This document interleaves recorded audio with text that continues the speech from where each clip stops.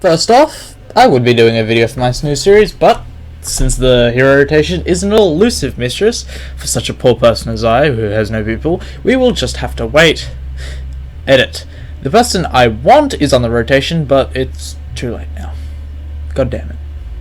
So, instead I'm going to talk about something that makes me want to swallow a cheese grater because it would be more enjoyable than dealing with the people who don't know how to use this system. It happens every game. Seriously. Every game. Picking!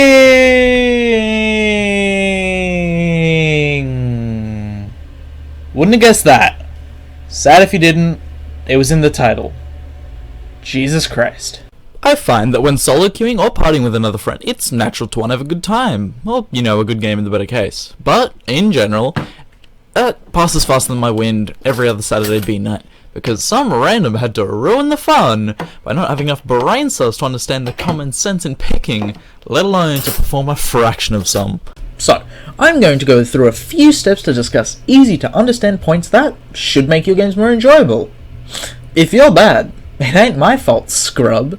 But I do say easy to understand. Having some little shits insta-lock jungle and lane, with them both going weapon,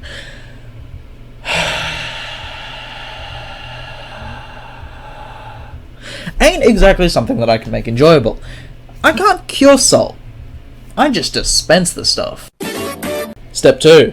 Find some favourites. In my laughably sad and long MOBA history, I learned the hard way that you need to find a handful of people you enjoy that each have their own separate roles. But Master Chef, I main Ringo. Well, too bad, Scrublord. Only playing the one person ain't going to get you very far. It's a team game. And instead of ruining everybody's game because your ego is big enough to fill a full 6-man lobby, help the team out. But Master Chef, I bought someone with eyes. Well, just because Mummy's credit card hasn't bought you everybody yet, just be ready to play another role if you don't get yours. These situations are bound to happen, so having a favourite laner, jungler and roam that you enjoy is the best way to approach this game. Step 23.5. For the love of God, just don't Instapic. Just don't. Nothing says, "Oh, I'm a greedy asshole" more than this, especially when you do bloody badly. Even if you can ace, well, I don't care, it doesn't really matter, just don't ruin everybody else's game. A one game isn't always a fun game. Oh, that rhymed! Because it's like, it's rhyme, and then we got the character. Oh my god, I should have used that in the spotlight. Fuck! Step 5. Signaling. With one of the most recent patches, by pressing on your allocated box on the very top right hand side of the screen, you can choose what build and position you would like. I gotta give it to the guys at Super Evil. This was a really good system. Pity half the community ain't smart enough to use it. Really, it's great for indicating what role and build you want to go straight from the start, rather than just having to wait for someone to hover over a hero and decide from there. With this feature as well, bouncing between several positions is a good and simple way to communicate what you're happy to play.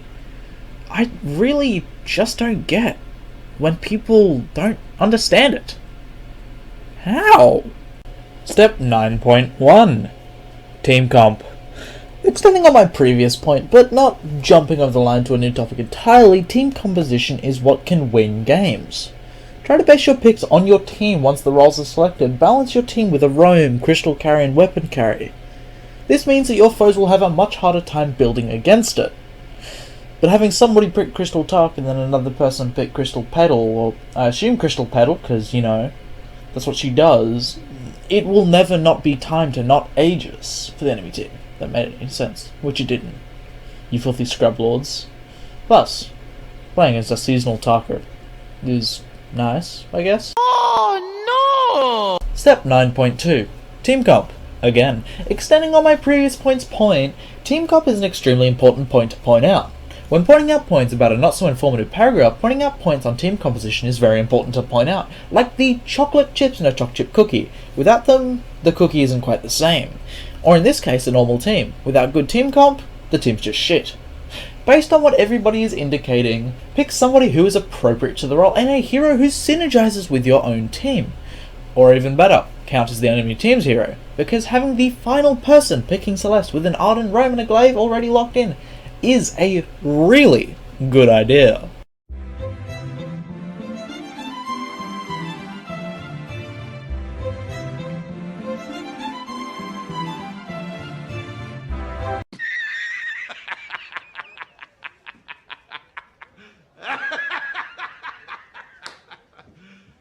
You serious?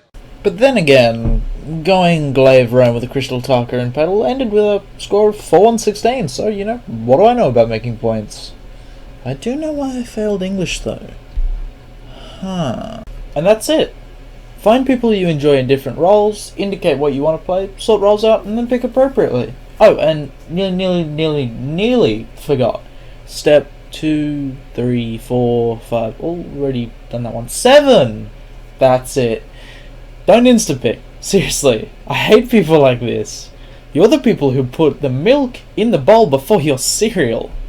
You just aren't human. Thanks for watching the video. Like it if you like it, dislike it if you dislike it, and subscribe if you want more content just like this. Informative content. Just like this. Sorry about the late delay. This took a hell of a lot longer than I wanted to. We've got a new series coming out this week, and then next fortnight I've got To Skye. Better be ready for another serving of awful. Yeah.